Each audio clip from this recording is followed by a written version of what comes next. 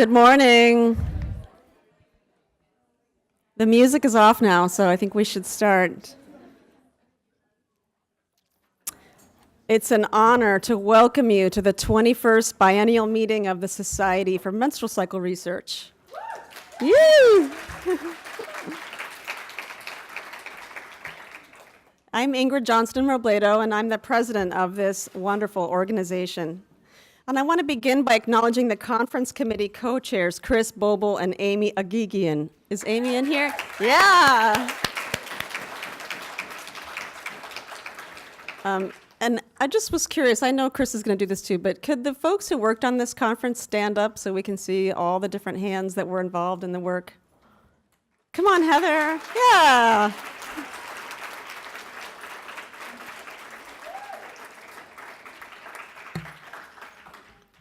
You have organized what promises to be one of our most extensive and inspiring conferences yet. And we thank you for your time, your energy, and your dedication to this organization. It's truly a labor of love, a love of this community, the work, and the society. The theme of reproductive justice and menstrual health and human rights is consistent with our longstanding social justice priorities and our emphasis on the menstrual cycle as situated in the broader context of women's reproductive and overall health. But it's also new and exciting because it made space for a more global perspective and many different partnerships, not the least of which is with the Center for Women's Health and Human Rights at Suffolk University. For the last 40 years, our small organization has generated a substantial body of knowledge on the menstrual cycle, one that is feminist, woman-centered, and interdisciplinary. Our position statements have provided us with a mechanism to share this body of knowledge with policymakers, journalists, healthcare providers, and most importantly, with women themselves. We've also been a professional home to scholars, educators, practitioners, activists, and artists from all over the world. And this extensive conference program reflects that diversity. I know you'll enjoy the weekend full of networking and learning from each other. If you're not already a member of the Society, please consider joining our organization. The membership dues are very affordable. And our new journal, Women's Reproductive Health, edited by Joan Chrysler, is a really valuable benefit to being a member of the organization. And I'm sure a lot of the presentations that we'll hear this weekend will make fine contributions to the journal. I wanted to remind you that we have a business meeting and we would love for all of you to attend. It's called a membership meeting and it's going to be held at 3:30 on Saturday. And if you attend that meeting, you can find out all the different things that we can work on as an organization. There's a lot of great projects underway. Finally, as you already know, improving women's health through social and political activism is at the core of our mission. And last week on May 28th, we celebrated Menstrual Hygiene Day, where there were over 120 different events all over the world to demonstrate how and why menstruation matters and to help appreciate menstrual hygiene management as intricately connected to the human rights of girls and women. The SMCR contribution to this global movement was sponsorship of the Robin Danielson Act, which has been made possible through the efforts of our newsletter editor, David Linton. And at this time, I'd like to invite him to come up and update us on this legislation and what we can do to support it. So have a great week.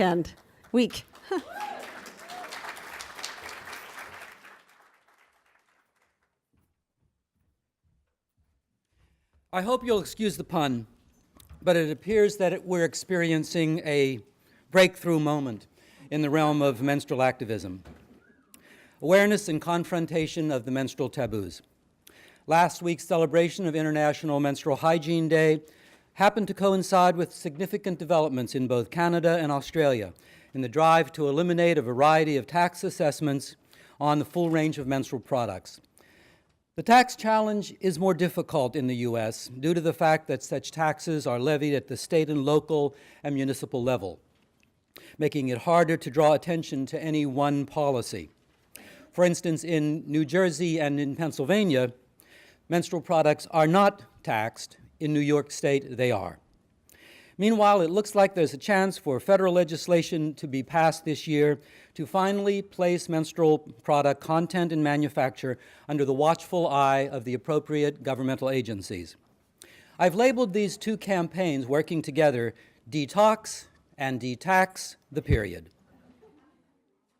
We will be distributing to you a set of petitions and literature regarding this campaign, and I urge you to take the petitions back to your home districts, that is, if you're in the United States, and get your members of Congress these petitions. Go to your neighbors and friends and colleagues, get them signed, and send to those representatives so that they get on board with this particular campaign. Now, we've been working with Congresswoman Carolyn Maloney's office in this regard, and she sent this following letter to us for this day.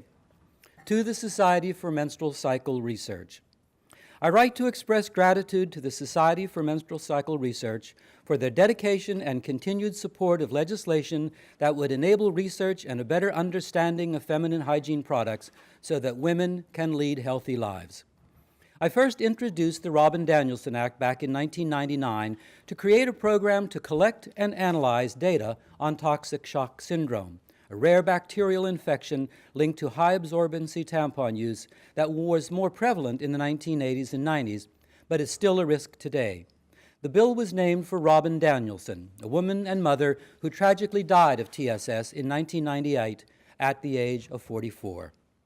Since the bill's introduction, there has been greater public awareness and concern about the chemicals and other contaminants that are being absorbed in women's bodies. With the support of the SMCR, I have continued to reintroduce legislation to address these research needs. Most recently, I introduced the Robin Danielson Act, the Robinson-Danielson Feminine Hygiene Product Safety Act of 2015, H.R. 1708, which directs the National Institutes of Health to conduct research to determine the extent of contamination in feminine hygiene products and determine whether these pose any health risk to women who use feminine hygiene products.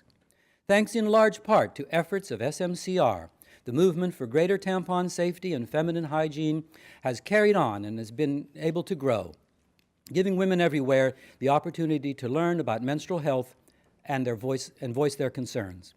I deeply appreciate the SMCR's commitment and hard work in seeing this legislation pass the U.S. House of Representatives. I look forward to our continued shared effort to promote the need for substantial research so that unanswered health concerns regarding the safety of feminine hygiene products can finally be addressed. As a longtime advocate of women's health and champion of this bill, I am so pleased to be working to protect the health of women within the Society of Menstrual Cycle Research. Sincerely, Carolyn B. Maloney, Member of Congress. I urge you to get behind the act, distribute petitions, gather signatures, phone and write your elected office holders, even those conservative ones who have not been very supportive of women's issues. Tell them, this is a chance for you to do something good for the vagina. This is an opportunity for all of us to change the menstrual ecology. Let's do it. Thanks.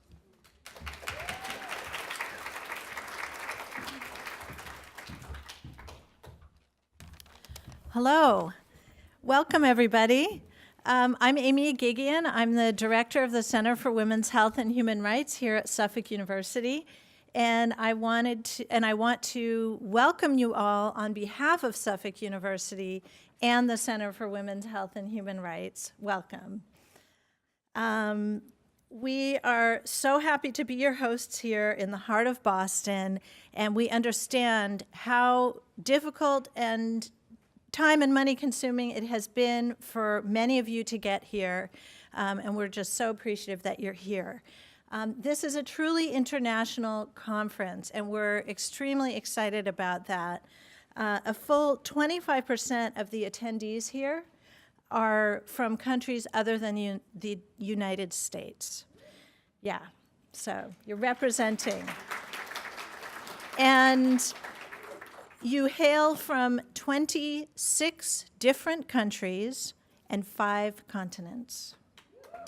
Okay, so this is a powerful group of menstrual experts, activists, artists, scholars, advocates, poets, etc., policymakers. I think it's a very exciting and important conference. The kind of mutual learning and the mutual development and growth that we were striving for in bringing together menstrual health and human rights, reproductive justice, is exactly what we have here. The part of the idea, part of the vision is that the human rights and reproductive justice side would learn from the menstrual health side and vice versa. And I think that, you know, this coming together is going to be generative, and hopefully we will make explicit some of the connections that have mostly been just implicit before in these two realms. So we invite you to enjoy the rich opportunity for kind of extended, unexpected conversations and discoveries. I'm going to just leave it there and say, again, thank you so much for being here. Welcome to Boston. So at this point, you're probably tired of all the introductory remarks and you want the main event, so I'll be brief. I'm Chris Bobel, and I... Don't make me cry. So I'm the conference co-chair and the president-elect of this group, and I am really I am tearful because this is auspicious. That we have 26 countries represented across 5 continents. We have 193 people registered. That is a record for our organization. We've forged partnerships we have never forged before. We have so many people to be indebted to. They're listed in your program. I don't need to repeat it, but you know who you are and how grateful we are to you. We're grateful to Jen Lewis for her, see, I am going to list them, see. I can't help myself. Jen Lewis, who has curated this innovative, first ever menstrual art show in 4 locations in the building. This is just a teaser, folks. There are 3 more rooms upstairs with the really racy stuff. So racy that the university asked us to put red paper on the windows. So if that's not going to draw your attention, I don't know what is. We have some interesting cyclists who have joined us. They have literally cycled across the country to be with us today. And I just want you to take advantage of this moment. We are building a movement. This is not just scholarship. This is not just activism. This is a social movement, and this is the critical mass in this room at this moment. So we're making history, and you're a huge part of that. So connect with each other, talk to people that you wouldn't otherwise have an opportunity to talk to. We built in a long lunch so that you would have lots of opportunity to do that. Dinner is on your own, or you can participate in one of the hosted dinners or go out and hang out with the spokeswomen in the South End so that you have time to digest and to connect and to reflect. It's not just moment, moment, moment, moment, moment. You'll be able to process and build those linkages that will endure. I want to remind you to take pictures, to post, and to tweet. We are videotaping the plenary and the art show, but the rest of that social media activity is up to you. Do not let us down. I already saw Joy Lynn is taking a picture. Thank you, Joy Lynn. So keep that up. I will be harassing you about that because I have a flip phone, and I can't do it, so you will have to. All right, so it's time to turn it over to Heather in this tremendous introductory flash plenary so that you get a taste of what's to come. Heather, take it away.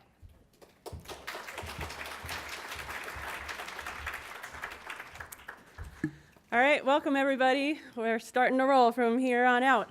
I'm Heather Dillaway. I'm at Wayne State University in Detroit, and I'm really happy to be here with you. And I'm in charge of making sure that everybody on this flash plenary gets their 5 minutes to talk. So we are going to be flying through, and I hope you'll bear with us as we try to get everybody a chance to speak. As you know, this SMCR conference is focused on reproductive health and reproductive justice, menstrual health across the lifespan, human rights in general, women's rights and human rights. And so we are opening this conference with a flash plenary session to give you a wide variety of examples of who's here, what kind of work is being done. Academics will be given 5 minutes to speak, activists, advocates, practitioners of sorts, artists, great people. So I hope you'll watch carefully. You'll see a lot of these people at different parts of the conference, later on.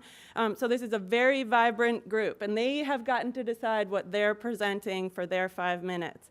So I don't even know what actually is going to happen.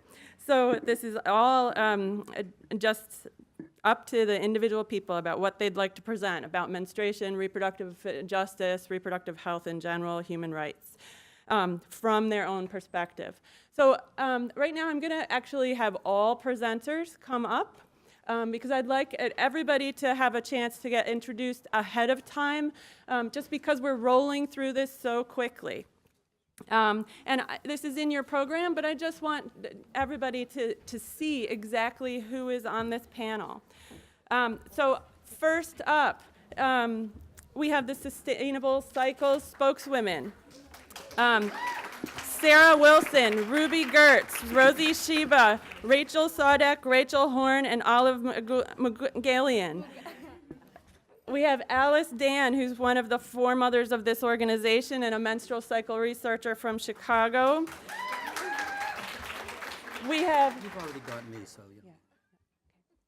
We have Jax Gonzalez from here in Boston, a menstrual activist and a student at Brandeis. We have Sharmila Murthy from Suffolk University Law School right here in Boston. We have Sharon Powell, a Chicago-based artist and educator. We have Joan Chrysler, a feminist psychologist and also foremother of the organization. You've already heard from David Linton, and he'll be coming back up for questions and answers at the end. He's a professor emeritus in New York City at Marymount Manhattan College and also a board member. We have Arpan Yagnik, a newly appointed assistant professor in Erie, Pennsylvania, at Penn State Erie campus. Unfortunately, Joanne Lulan had double knee surgery about 2 months ago and was unable to show up, but she's here in spirit. And the Crimson Wave, Jess Below and Natalie Norman, will finish us up today. So as you can see, we have a wide range of people on stage that all need their time to talk. This will count as the introduction to all of them. We're going to start rolling right through now. I'm going to be a very strict timekeeper, so if they don't get to say everything, it's my fault. Questions and answers will be at the end because we really do need to roll right through. So I'm going to turn it over right now to the Sustainable Cyclists.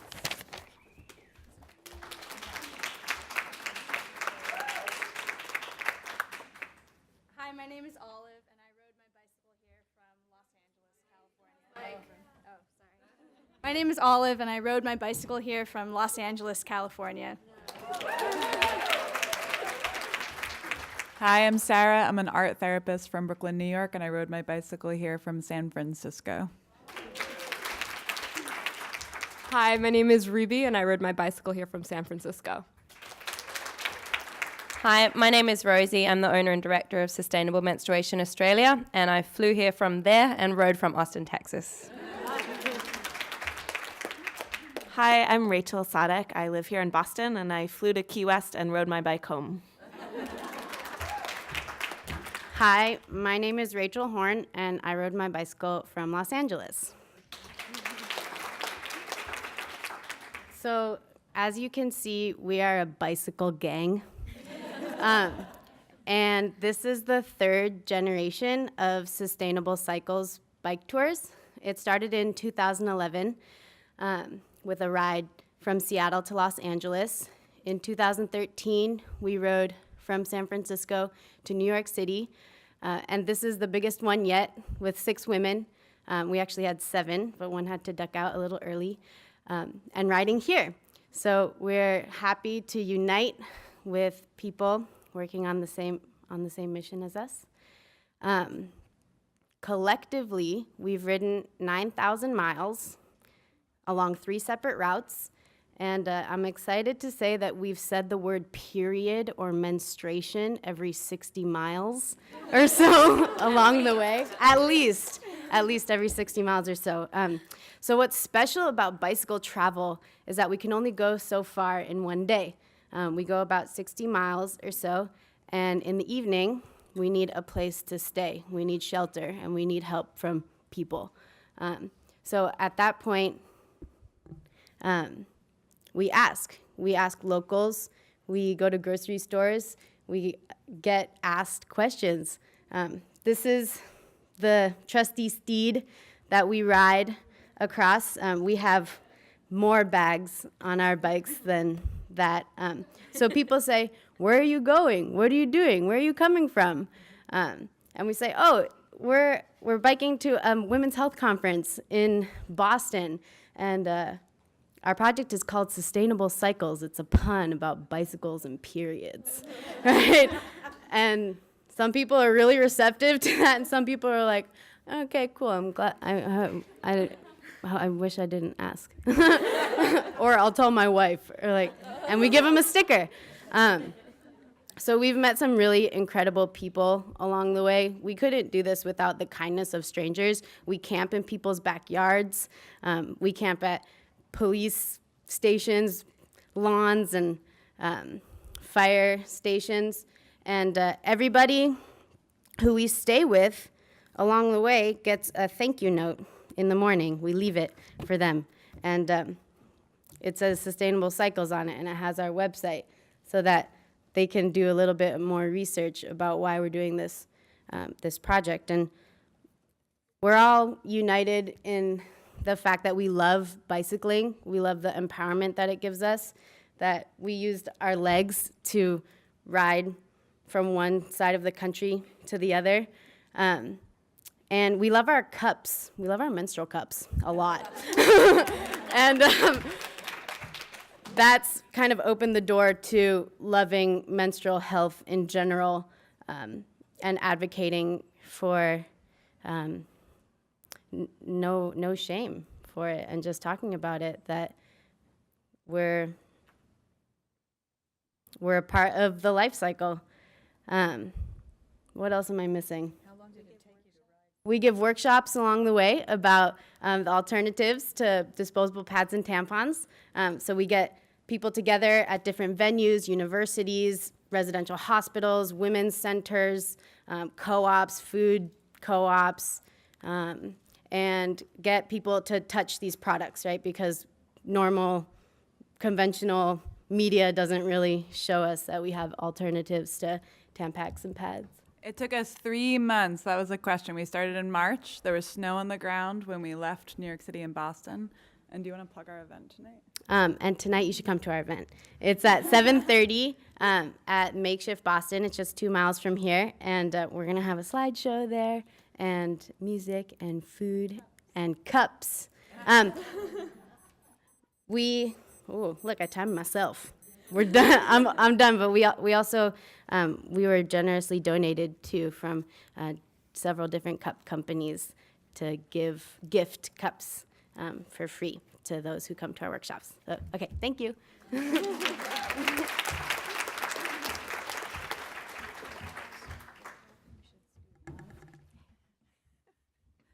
So you guys are the future, and I represent the history.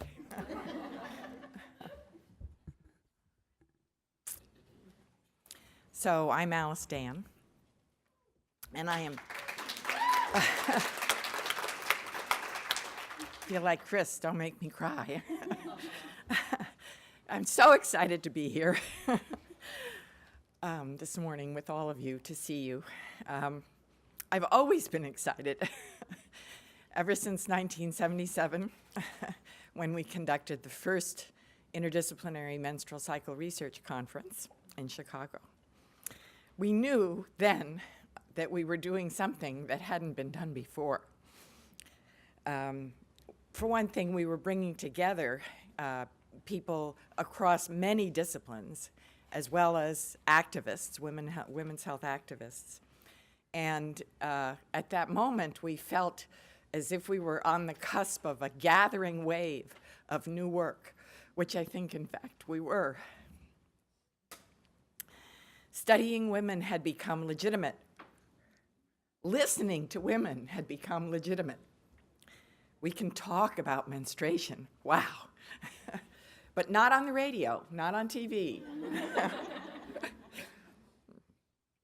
Following the founding of this society in 1979, we felt we were creating a model for the extension of science to include women's experience. We wanted to overcome the systematic exclusion of women's perspectives by focusing on an area where women are the true experts. But even now, this is still resisted. Researchers and clinicians, both male and female, still tell women that menstruation is not natural, that it's unhealthy, or that it's unnecessary. So while we've accomplished a great deal to promote women's health, even in this patriarchal context, our work is certainly not done. We need to keep coming together and working collectively to fulfill the liberating promise of menstrual cycle and women-centered women's health research. We understand better now, I think this is very useful, the diversity, how many complications and diverse experiences need to be part of our paradigm in terms of gender, race, class, ethnicity, culture, and all the other ways that we're divided. We have to, we know how political the personal can be. But despite these difficulties, please don't give up. We can continue to be excited and inspired. We can contribute to shifting the culture surrounding women's health by telling our own truths, listening to each other, really listening to each other, providing mutual support, networking, making connections, and speaking out publicly. So I want to thank the Sustainable Cycles, among others, by coming together regularly to share our work. So I wish for you an exciting, inspiring, enriching conference. Thanks.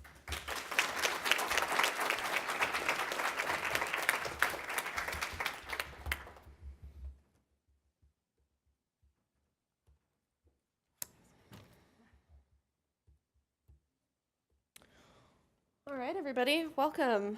Feels like home, doesn't it? My name's Jax Gonzalez. I am a menstrual activist, a graduate student here in Boston, and a queer person, and all of my research and activism intersects at those points and revolves around them. So today I'm going to be talking about queering menarche, or queering menstrual activism. So let's start, shall we? So in Chris Boble, does everybody know who Chris Boble is? In Chris Boble's text, New Blood, Third Wave Feminism, and the Politics of Menstruation, she defines menstruation as a biological process with cultural meaning. So being that you're all here at this conference, it's probably not news to you that menstruation is altogether portrayed negatively in the media and is popularly regarded as a negative event in women's lives. Though I find it important to note that there are many people here doing work to de-shame menstruation.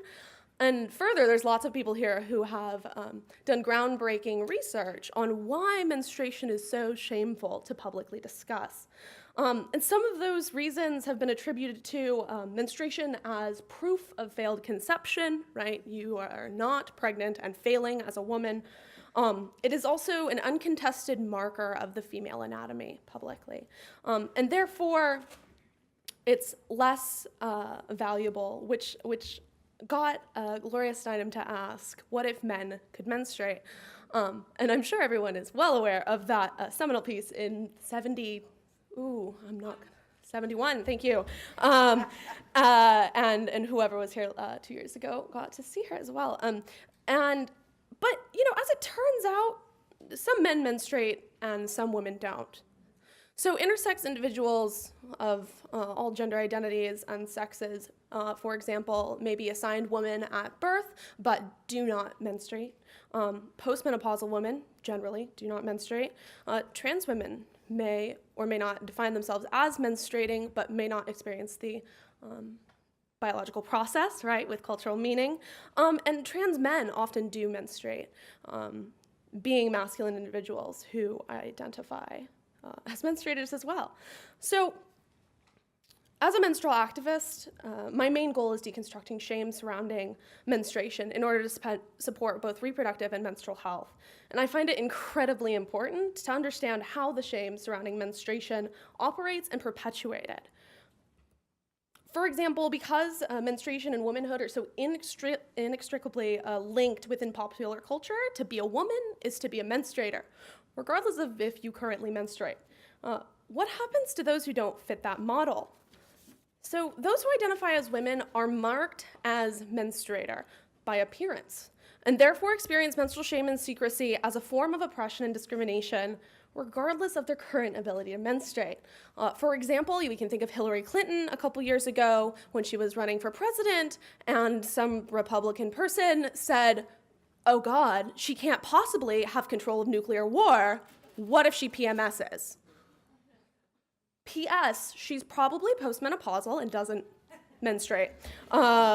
So you can see that there, but there's many other ways in which menstruators or people marked as menstruator may not menstruate.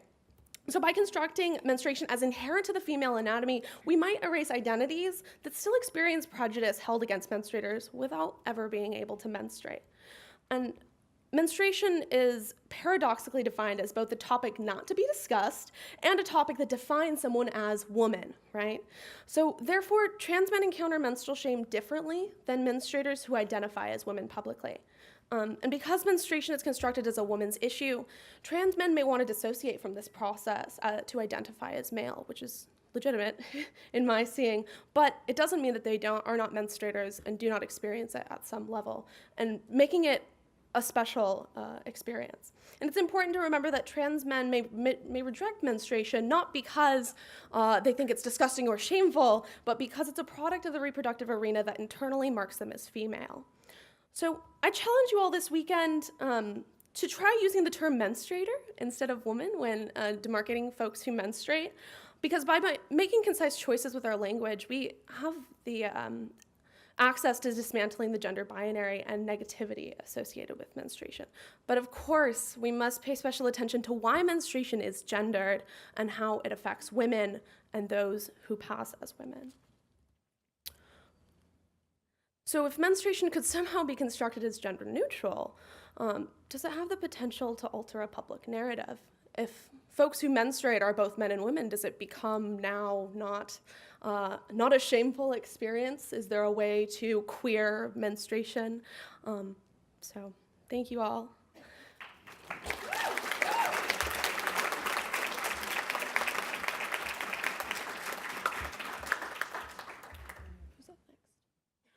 Who's up next?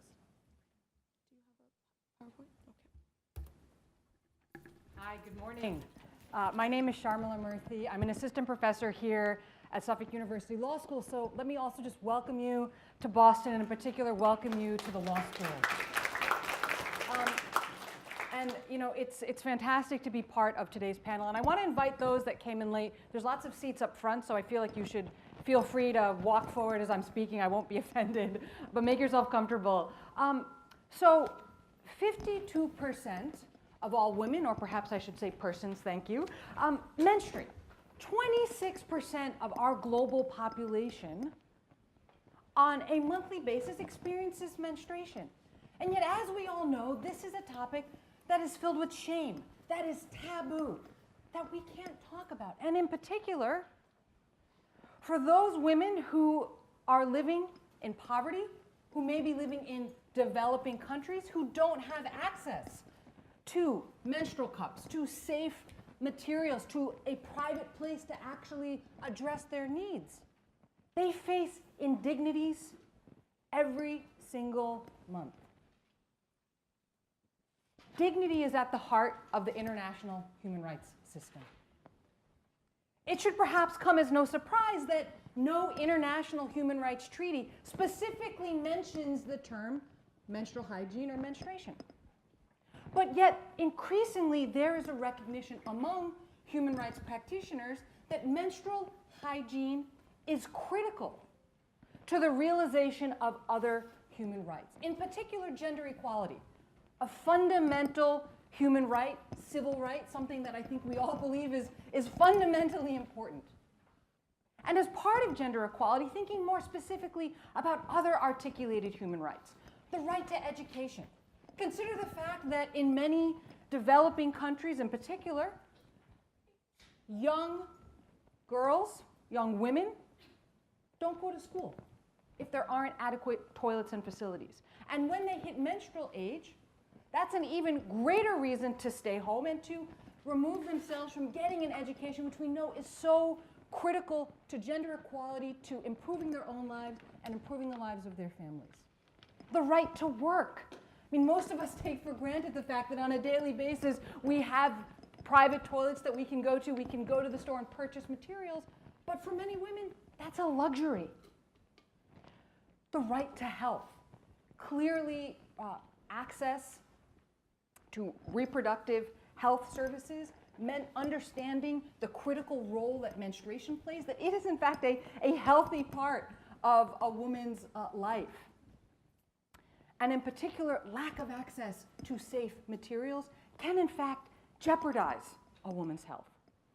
And then finally, within the last handful of years, the international community has recognized a right to safe drinking water and sanitation under existing human rights treaties. And that's an area that I work a lot on. And what we see is a really interesting evolution. So in 2002, the UN committee that first recognized a right to water as related to a right to adequate standard of living and a right to health within the Covenant on Economic, Social, and Cultural Rights, first talked about water. Then when we saw in 2010, it went up to the General Assembly, we see talking about water and sanitation. I think we are now seeing the third wave, which is that you can't be talking about the right to water and sanitation unless you're also talking about the right to hygiene. And hygiene means more than simply washing your hands. It also means addressing menstrual hygiene. So if we really think about what will it take for every single one of us in this world to live a dignified life, we need to adequately address menstrual hygiene management and ensure that that is considered a human right. Thank you.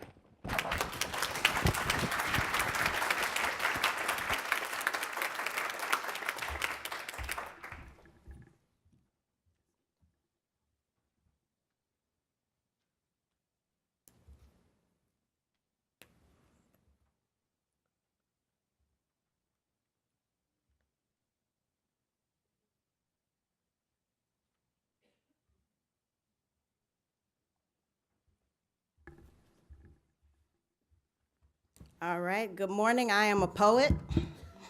And when you say menstrual health and reproductive justice, I say yes. So you say it too. Yes. All right, I've always included menstrual health in my art and in my work. I've been kicked out of as many reproductive health organizations as exist because I am always making trouble. So in the interest of such things, I have to do an invocation. I did go to seminary. And so therefore, yes, I cursed all the way through it and told people they had coochies. So my PMS haiku will start with, passion's red thunder, moving stones unturned into salty, bitter truths. I have more, but you have to see me over the weekend. So there you go. So politics is a messy business. So we're gonna do call and response. When I say politics is, you're gonna say, okay, politics is? Messy business. Periods are messy, and we're all right with that. Because we can manage mess. We can manage chaos, because we do that. Whether we're bleeding or not, whether people accept us for who we are or not, we can manage it. Politics are messy. Politics is? A messy business. Mix a coochie and some politics, you get politics. You get a messy business. You get a hot mess business. I use colloquialisms, okay? So I'm the coochie lady. My students named me that. I have a student here today She also knows I talk too long, so we have the time nag in my class who has to nag me, so that's, Dillaway down there, nagging. Okay. I want us to know that coochie is an affectionate colored girl's word for the female genitalia, or sacred space, or open space, or punani for people that might not, okay. I also need us to know that all life begins with a missed period. No matter how that happened, it all begins with a missed period. So let us not miss the opportunity to acknowledge this opportunity for an intersectional, interdependent ethic of love. Justice, not just us. Justice. All life begins with a missed period. Hashtag menstruation matters. Hashtag Black Lives Matter. Justice, not just us. All lives begin with a missed period. Yes, some people bleed even while pregnant, but menstruation, the marker, as a marker, matters. Politics is a messy business.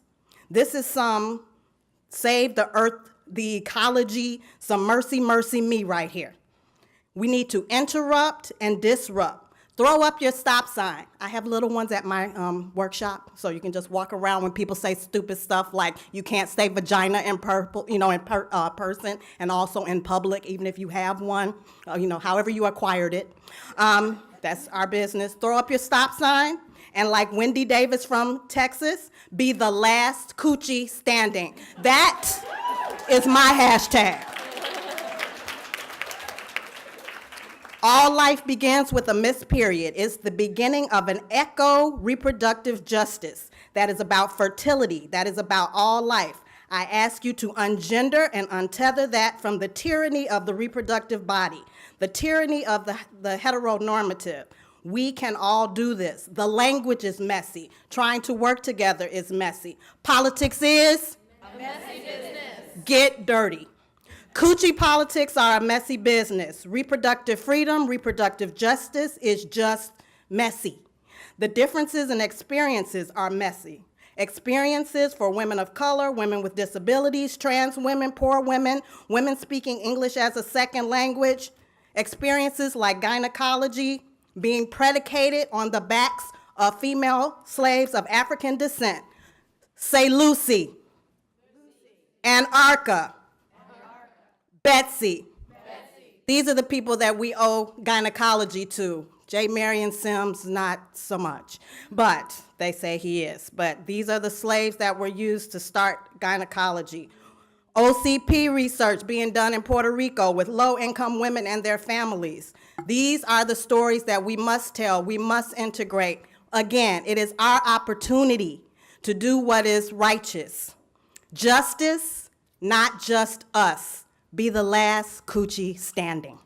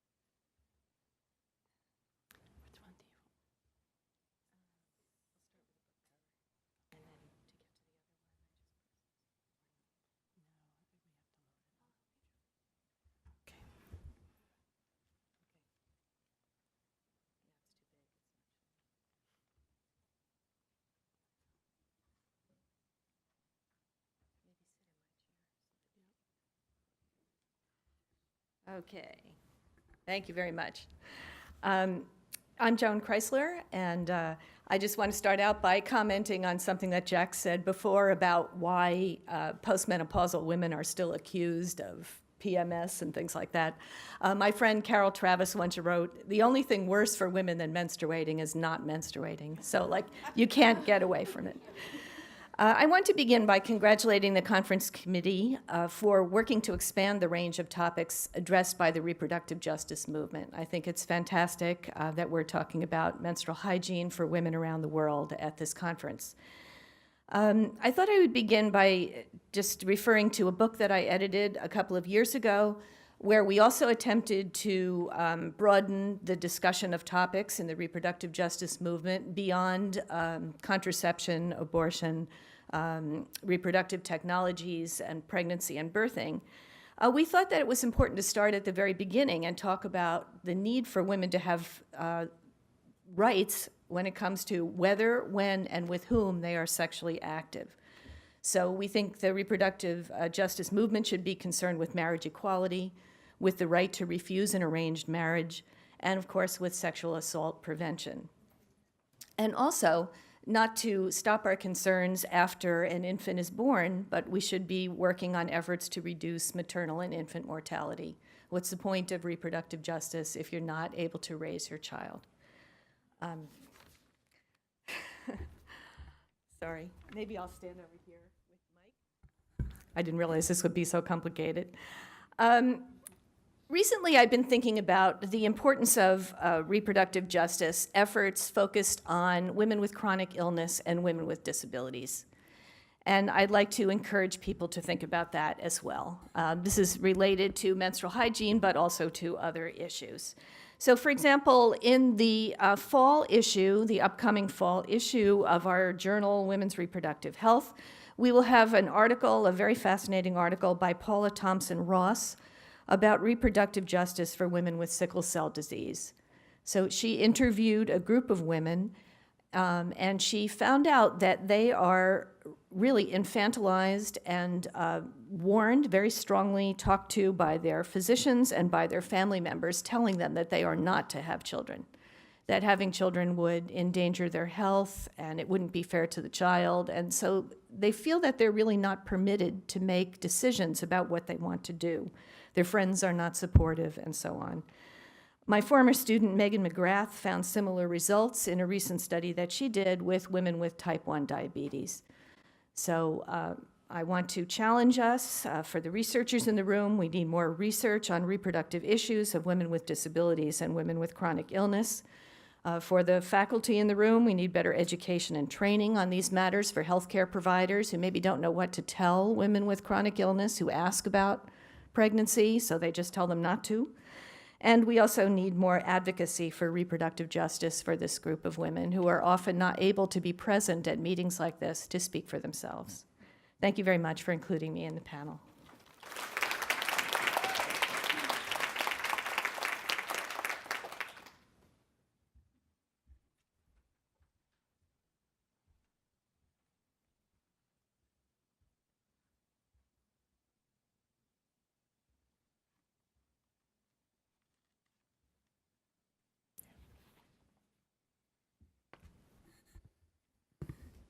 Hi, everyone. I always look forward to this particular conference.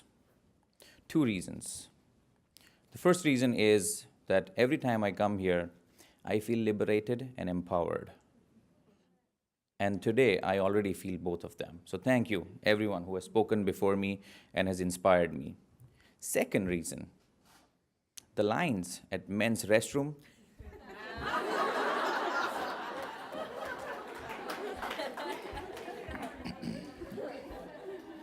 but it's a point where we all can laugh, but it's also a point of concern. We need those lines to be longer. And do your bit, I do my bit to try and make those lines longer.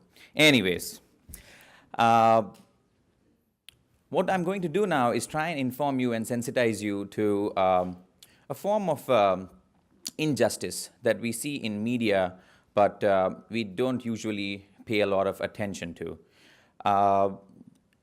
Advertisements have been around since 1940s, and they have been the most successful way of selling a product, a service, or a behavior. Now, advertisements have the greatest ability to create images. What is good, what is bad. Depending on the individual, there is always a value judgment to it. The classic formula to sell a product is first to create a problem. Oh, you're dark, that's a problem. You need to be fair. Oh, you're too fair, that is a problem. You need to tan. In either ways, what advertisers do is to create a problem. Because once the problem is created, that's when the hero comes in. Gandalf the White or Dumbledore or whatever you want to name it. There is a hero, Matt Damon comes, and rescues the damsel in distress. And this hero, in this particular context, is the product or the service that we are talking about. Now, relating it to menstrual products. Every time you look at an advertisement, it begins with a sad lull, black and white kind of thing, and a woman is not able to succeed because of menstruation. These all images are very latent. They are not very verbal, they are not obvious, but they do it through showing it. And the woman goes for an interview and cannot succeed, goes for a competition but does not win because she is menstruating. But then comes the savior, the tampon or the sanitary pad, and then suddenly everything is happy and cheerful, and the woman walks in for the interview, gets the job, goes for a competition, wins it. Okay, in doing all that, what is happening? Who's the villain? Who's the villain over here? Any guesses? Menstruation. Is menstruation a villain? Probably not. It is the most natural process that occurs. So why villainize? Why demonize this particular phenomenon that happens naturally? So I'm going to show you one example from a research that I had conducted a while ago, and you see it for yourself.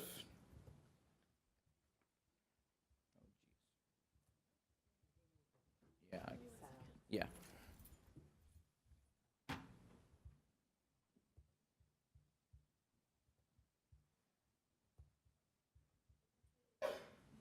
The computer went black? Yeah. उन दिनों में हर औरत को छोटी छोटी चीजों का ध्यान रखना पड़ता है। खासकर मुझे तो किसी भी फंक्शन में जाने का मन ही नहीं होता था। गई थी तो जगह से उठने में मुश्किल होती थी। क्या पता कब नैपकिन मुड़ जाए। और पर अब उन दिनों में जिंदगी 100% बेहतर हो गई है नए विस्पर एक्स्ट्रा ड्राइव से। विस्पर एक्स्ट्रा ड्राइव में है ये अनोखे चैनल्स और ये खास नेम पर क्विक सॉफ्ट जो ज्यादा सोखे। साथ ही विस्पर की वही ड्राई लीफ जो गीलापन अंदर खींचकर ऊपरी तह पर लौट के न दे। ज्यादा गीलापन होने पर भी क्विक सॉफ्ट और ड्राई लीफ से विस्पर एक्स्ट्रा ड्राइव साफ सुथरा रहे और इसके किनारे के चैनल पैर मोड़ने न दे। विस्पर एक्स्ट्रा ड्राइव से कोई टेंशन नहीं। अब मैं हर दिन कंफर्टेबल रहती हूँ। हर फंक्शन का पूरा मजा उठाती हूँ चाहे वो कभी भी हो। अब पैर मोड़ने का टेंशन क्यों है। विस्पर एक्स्ट्रा ड्राइव सिर्फ ज्यादा साफ सुथरी सुरक्षा ही नहीं अब जिंदगी 100% बेहतर। PNG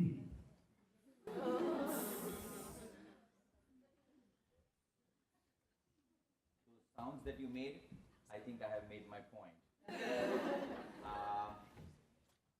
This I consider as slight injustice because to sell a product, you don't need to demonize a naturally occurring phenomenon which is already tabooed and stigmatized. Reinforcing these negative images and reinforcing those cultural norms and traditions that already create a lot of hassles in terms of health, education, and access to other opportunities for women. We don't need this. There is a better way to sell a product. Why not do that? So with that, I think I have sensitized you to the issue of this injustice in terms of the media representation of the menstrual products, and we can, if you take time out, we can talk about how to address this issue maybe some other time, but thank you.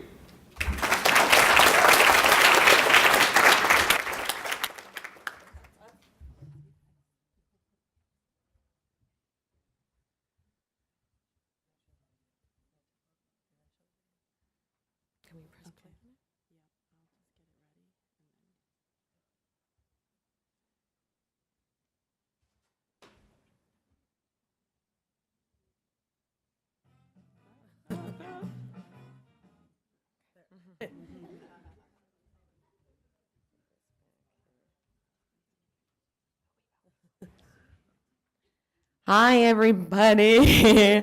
I'm Jess. I'm Natalie. We are the Crimson Wave. Yeah, thank you. Hi.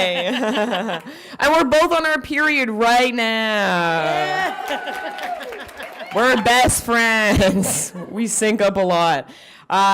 We are a comedy duo from Toronto, Canada. Yay! All right.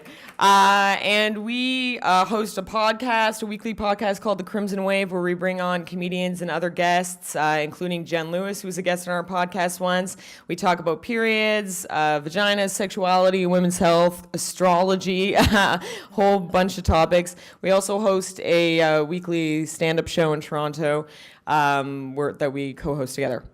So we use comedy as our platform to talk about periods, to talk about women's health, to remove the shame and judgment surrounding menstruation, and we find it very effective. We call ourselves period comedians. We make a lot of period pieces, and we are not afraid to be loud and proud that we bleed a lot. We recently partnered up with Lunette, which is an amazing menstrual cup company, and we make a bunch of comedy shorts for the internet, and this was one that we made for them. Yeah, we can mention that. So this video basically is Natalie's first experience with the cup, and some difficulties she has. And I help her through it. Okay. Here we go.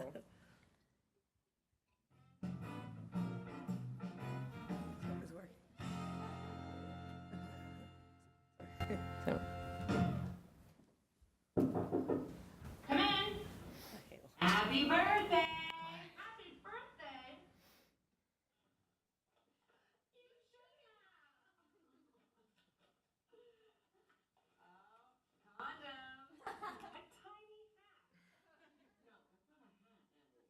A mini megaphone?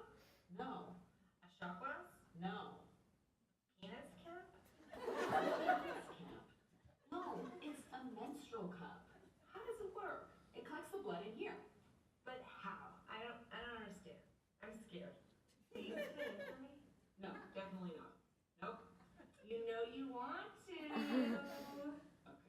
No, I will show you how to do it. And there are 3 different ways you can fold it. There's the C fold. Yeah. There's the punch down fold. Of course. And then there's the 7 fold. I got it. So I fold it and then you put it into me. Yeah. What? No.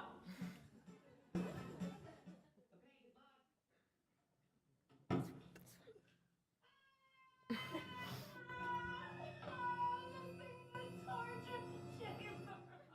You're gonna be okay. It takes a few tries to get used to it.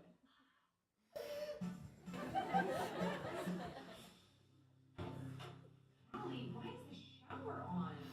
I can't do it! Yes, you can! Believe in yourself.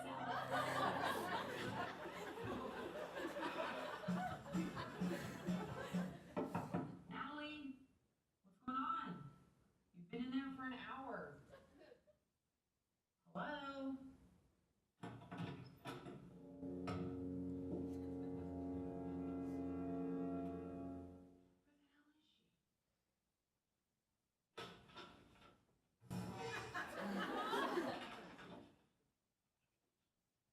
I'm only going to do this once.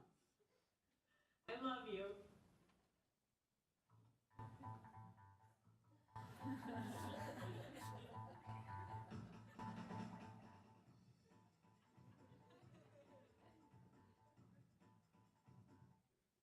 Hey, just come and see how the menstrual cup is treating you. It's so good. I love it. Although, I will say when I put it in, I stopped getting my period. Holly, did you take it out? Yeah. Of course I did. Right.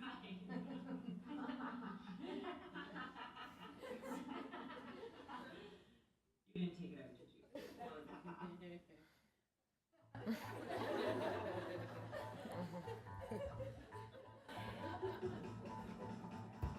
Okay, thank you. I think, are we 2 minutes? Okay, great. So that's just one example of our many videos. We have another one where we use menstrual blood around the house, gardening our plants and creating art and other beautiful things. And we recently actually made a comedy short for a campaign in Canada to remove the GST from menstrual products. Yay! So we were a part of that campaign, and the video helped spread the word, which was really exciting for us. And as of July 1st now, there's no longer going to be GST in Canada on menstruation products. Very exciting. Do you have anything else to add? No? Okay. Oh, the event, of course. So we are performing tomorrow night through an event, doing some comedy there that Lunette is hosting. And it's going to be a really good time. We're going to be telling a lot of period jokes, which we were told when we first started doing comedy 4 years ago that we were not allowed to tell. But we said, screw you, patriarchy. We're going to talk about our, ant flows as much as we damn well please. So that's what we're going to be doing more of tomorrow night. So please come join us. Thank you so much. Thank you.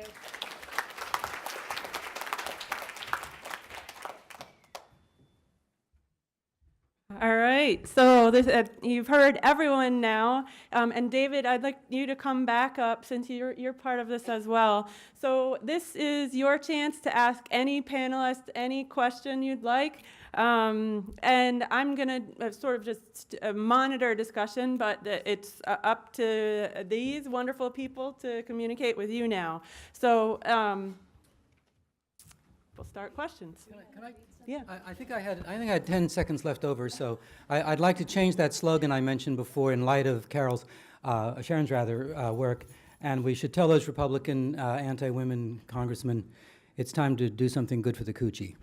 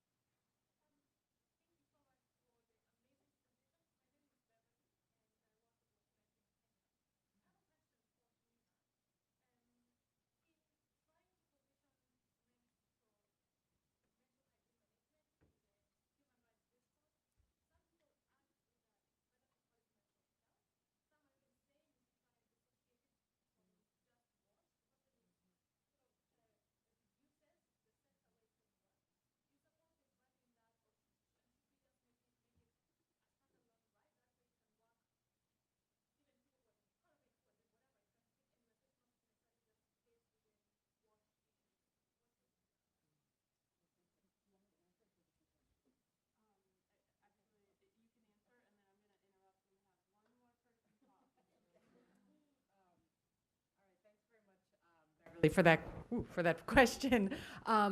So I think, in all human rights are meant to be interdependent and indivisible, right? And so to a large degree, the idea that menstrual hygiene could fit within a number of different rights actually makes sense. I think the reality is how we implement it as practitioners, sometimes which camp we put it into matters, right? So from my standpoint, I think both are valuable. I think it's important for people that are working in the wash sector to be thinking about the critical role of not only just toilets, but of menstrual hygiene and the water that's needed for that in the private place, but also it's a critical, important part of health as well. So, I would love to see it implemented into both. I mean, whether or not has sort of the question of whether or not it can evolve into a new standalone right.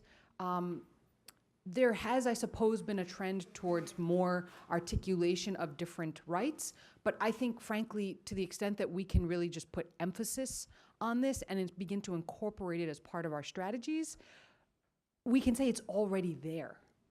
Thank you. And I should say there's a panel right after this. One of the panels is going to be focused on human rights and questions of that. So for those of you interested in that, I encourage you to go to that. We're going to interrupt questions and answers for a second to add a last-minute addition to the plenary. Ann Mutunda is going to have speak a few words.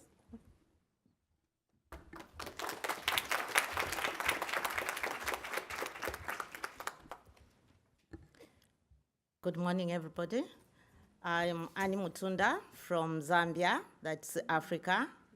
It took me about 29 hours to fly from Zambia to here. Yeah, I'm really honored to be at this conference, and I was really happy when I was accepted to be part of this conference.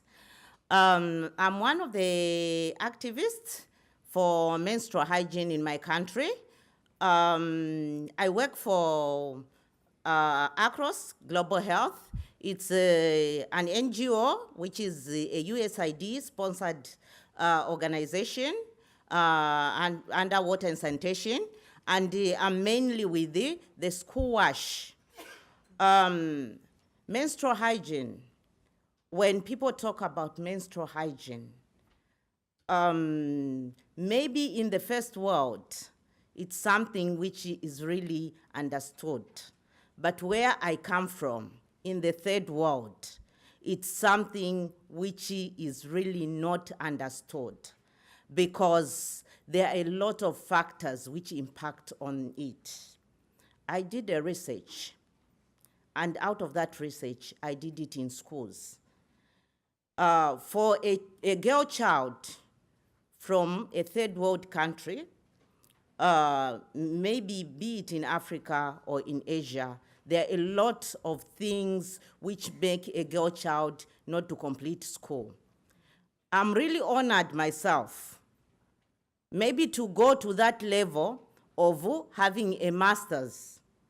But most of a girl child like me from Africa, they stop schooling at a very tender age. Why? It's because of menstruation. Because menstruation, it's something which has got a lot of negative factors. Once you start menstruating, they tell you that you are now grown up. You undergo what they call an initiation ceremony. And what does the initiation ceremony do to a 10-year-old girl? Initiation ceremonies, mostly they'll teach you how to take care of a husband. You are now a grown-up, as a grown-up woman who is supposed to be married. And most of the young girls in my country, especially in rural areas, once they undergo menstruation, they would rather stop schooling because they've been taught things which they want to practice. We all know that adolescence, it's a very, it's that age where people want to, they want to test everything. You want to try things. Once you are told about sex, and then you want to try sex, then what do after initiation ceremonies? They try it out, they become pregnant, and if they are pregnant at school, these are unwanted pregnancies, they would abort, or worse it all, they are also coming from a place where HIV/AIDS is high. They are exposed to dangers of HIV/AIDS and unwanted pregnancies, abortions, and death. So menstruation, it's really something which we carry as a taboo. We don't talk about it in public because it's something which is shameful, and for blood, for us in Africa, or in my country, or the ethnic group where I come from, blood from a woman is not supposed to be seen by a man. And you are supposed to keep it as secret. And how do I keep it as secret, and how do I know what is happening to me? It's a natural process. If I haven't been told, I just wait until when I see. And when I see it, it's really something which is causing fear, stress, and a lot of healthy repercussions. Thank you.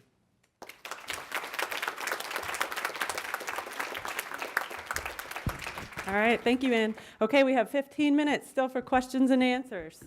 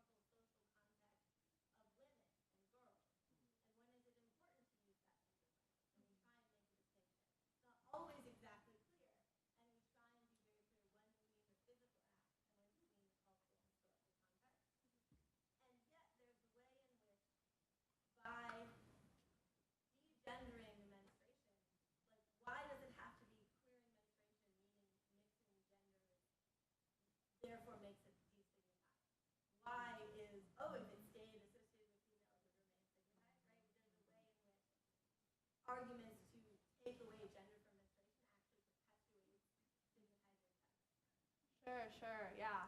And I think that in a longer iteration of 5-minute talks, oh, okay, yeah, sure. Usually I'm loud enough. That was a joke about talking a lot. So that's a really great question. Thanks for giving me the moment to be able to explain that. So that's something I've thought about a lot in my own research. So when I do research on elementary health curriculum and educators' experiences teaching menstruation, and originally in my writing, I was using the term menstruator, and I do use it in certain contexts, especially when doing workshops surrounding alternative menstrual products. But you are correct to say that it is important, I mentioned, but did not mention long enough, that it is important to realize that though while we try to queer menstruation, to be inclusive of bodies that menstruate, of all genders and identities, that menstruation is stigmatized because it is inextricably linked to being a female experience, and that we can't undo that with a word. So the last slide of what I was talking about was a very theoretical, abstract idea that is less about on-the-ground activism and more about like thinking about what it might mean in 150 years to not understand gender. What would that look like? But I in no means think that if we just change the term menstruator, we destigmatize menstruation and it's no longer a women's issue, right? Like that is not by any means what's going on, for sure. And thank you for allowing me to clarify that.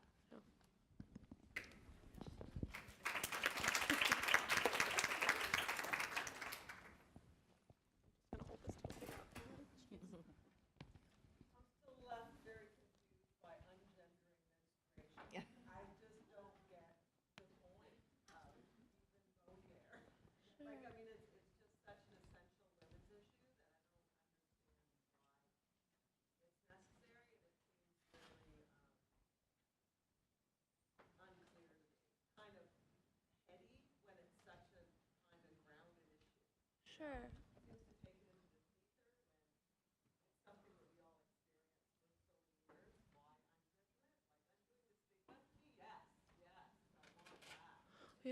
Yeah, I think it goes along like a politic of queering things. So just being inclusive of different folks who have the same experience, who experience menstruation in a different way, who have a different identity. I don't advocate for moving away from feminine anything, right? I don't think that everything needs to be degendered. But as far as a thought project of what it would look like, right? We don't want equality, right? We want liberation, right? So I don't want to be seen right? I don't want all of the things men have. I don't want to be seen as a man. I want to be seen as myself. And I think that it's important to think about other folks who identify other ways, who still menstruate, who still have that experience, and who can still be empowered by having that experience and not saying that it's a women's experience for them, right? So leaving the door open to folks like trans men who menstruate to be able to say, this is an empowering event for me because it's a part of my body and I like blood or whatever, right? They want to choose to do without having to say it makes me a woman, is more along the edge of where we're going. The queering menstruation as an abstract thought process is more of a theoretical and non-activist based idea, but yeah. Well, and I think one thing about queering and using the term menstruator is to recognize that there's an awful lot of additional diversity in experiences of menstruation. So, some women experience severe dysmenorrhea, and their experience of menstruation is really different from women who don't have that experience. So somehow to get away from the sense that, well, there are women who menstruate and there are men who menstruate, well, that's still binary. So, it's a way to really open up the conversation, seems to me. I have a question for Sharon Powell. As someone who's practiced menstrual cycle advocacy within the framework of women's sexual health care, in Canada I've been associated as a board member or a staff member with menstrual programs. This is Laura Warshler. Yeah. For over, I did a blog post. Yeah. Thank you. I really identified with that experience. I've never been kicked out of one of those organizations, but I know at times I've been tolerated for my menstrual cycle advocacy. So I'd like you to speak a little bit to that negativity you've encountered with your ideas within that.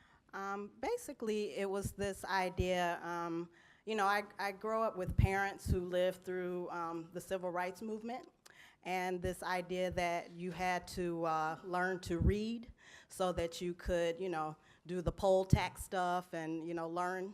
So I see things as fundamental. So reading is fundamental to being able to participate in society. So for me, working around issues of birth control, abortion, maternal and child health care, it seemed that menstrual education was fundamental to that. How do you understand how the politics of your body if you do not understand how your body works? There you go. So we have to do that. And so people would say that we didn't have time for that. We're running around having to react. I love how we call the other ones reactionary when we are in fact the reactionary crew, because they do something bad and then we're screaming, and it's kind of late. They do their planning 10 years ahead, and so we're always reacting to them. So it was a problem for me because I said, if we do this fundamental work, people kind of understand what they're doing. And I work with Paulo Freire and his ideas about education in terms of being liberatory. And he talks about activism as action without thinking. And as soon as I read that and really clearly understood it, I made sure I was an advocate as opposed to an activist. And that would, and that gets me into bad conversations with people. But, we need the time to reflect, and we don't take that time to reflect. And so, it's kind of the nerdy girl in me. I like books, I like thinking, and I think that we should be thinking. Then we would be 10 years ahead, and they would really be reacting to us. That's right.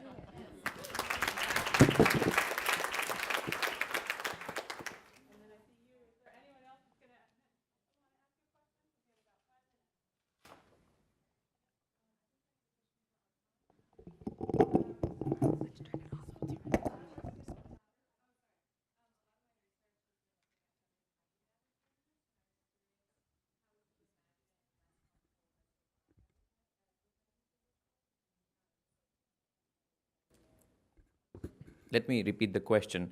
So the question was that how would advertisements that are not negative look like? So when I did my research, I found out that the initial advertisements that were there, they were very clinical in nature. And by that, I mean that they just focused on the absorbency, the comfort, and the price point. Those were very clinical. And that was also the awareness stage. But now, at least in developed communities, the awareness is very high, so we can move forward. And there are some examples where the advertisements, they come up with celebrate womanhood, you know, and notions like this. So they don't necessarily demonize menstruation. I'll give you one example. Surf Excel, you know, that detergent, or Tide.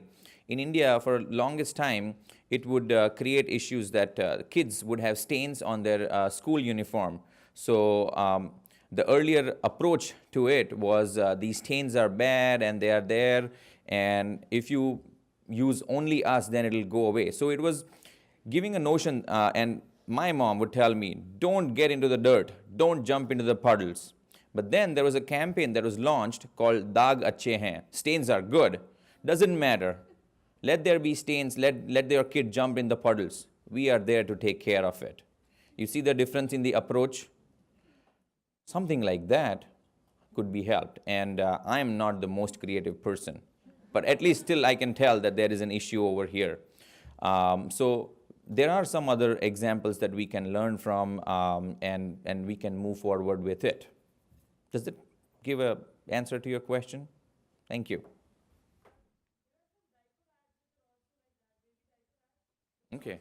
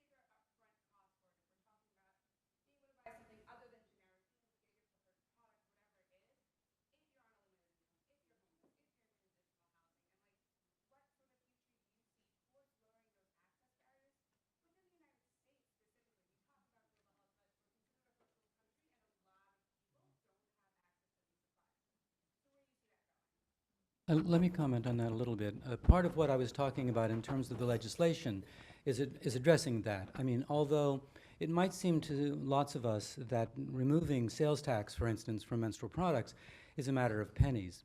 But I just, to test this the other day, I went into a store and I bought a box of tampons for, you know, it was the admission charge that we had for our event last week for Menstrual Hygiene Day. And the price said $6.99 on the label. But when I paid for it, it was $7.27. Well, I said, oh, I thought it was $7, and it took me a moment to catch up with the fact that that was the sales tax. Now, it may seem, as I said, a little bit of money because it's pennies. It does accumulate, and it does make a bit of a difference. But it also, this particular campaign in this regard, does make visible the problem. That's what's particularly valuable about the campaign. It's not just about the money. It's about raising the visibility of the fact that these products, first of all, there is a gender discrimination tax. It's a tax on being a woman. And so that issue is raised, which also opens the door for a broader discussion. So it doesn't stop there. It becomes a symbolic issue that I think helps us move in the direction of addressing these very important issues that you've raised.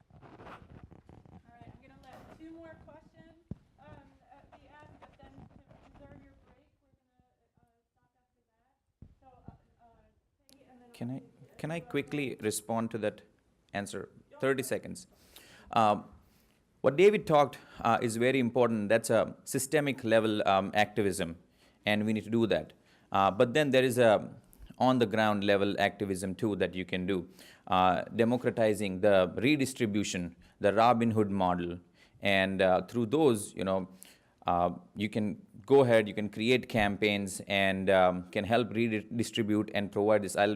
I have a service learning initiative by the name Keep It Flowing, and we go out and literally I go out and collect those tampons or sanitary pads, and the county public health department doesn't have them, the shelters do not have them, homeless women, they cannot buy it, food stamps, you cannot use them to buy them. So we go out and collect them and give them from free. This is an on-the-ground level activism, but both these need to come together at some point. And then we can create that critical mass to address those issues and, bring about change. That's something I think about a lot. And one of the reasons why we give out cups at our workshop is because the upfront cost is a huge barrier for a lot of people. And I think it's really important to recognize that we are just part of a bigger puzzle, right? We're just a piece. And the inequalities issues and the social justice issues we're working with, it's more than just menstruation. But yeah, thank you. Two questions, and then Crystal will have a few announcements.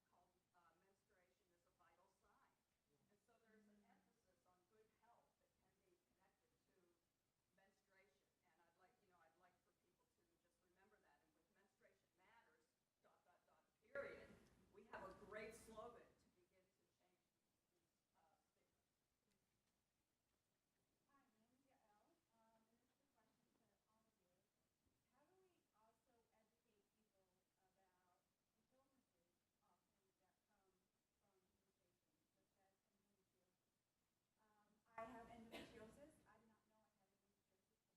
I did not know I had endometriosis about maybe 18 years, about 18 years ago. And I wish I would have known what a good quality of blood is, and how what is a healthy menstruation, what is not a healthy menstruation, and how we go beyond the point of not only giving a positive look on menstruation, but actually educating people about the health. Yeah, you want to? I'd just like to answer that very quickly.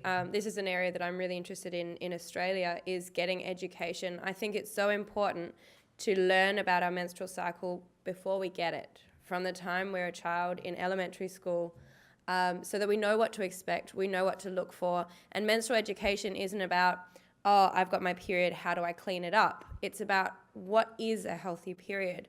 What should it feel like? Should I be cramping? Is cramping normal? How can I prevent that? And this sort of education can happen from a really early age. It's just a matter of making that a priority in legislation, in education, across the board. And one of the reasons I'm so passionate personally about a menstrual cup is you can see your blood. You know what it looks like. You know when it's healthy and when it's not. But you need that information. You need to know, well, is clots healthy? Is that a healthy thing? How can I change this? How can I start that process? So I think it's an education issue across the world on a global basis, and it needs to be a priority. And just to tag on to that, something that I learned during this trip is that a lot of health education videos about periods are made by tampon companies. And so elementary school children are learning to equate menstrual health with tampons and pads. And so I think also targeting that and having new, better, non-corporate health education that addresses those issues. So this is what my research is on, specifically how often PG&E gives this curriculum for free to schools. So schools have no funding, we know that, right? So public schools get packets, not only videos and curriculum, but then packets of products to, create the consumer at Monarch, right? And they're awful videos. It's like, oh, you bleed, use a tampon, buy Tampax. Like, that's what the video is. And this is in, I somehow got them to tell me how many people they've given it to, and it's 167 million schools in the US alone are using this curriculum today. And from what there's just not much going on. So anyway, this is very true. And I've spoken with a lot of educators who are like, I don't have anything else. I need something else. And the rich schools have their own curriculum, of course. So this is definitely a socioeconomic issue as well.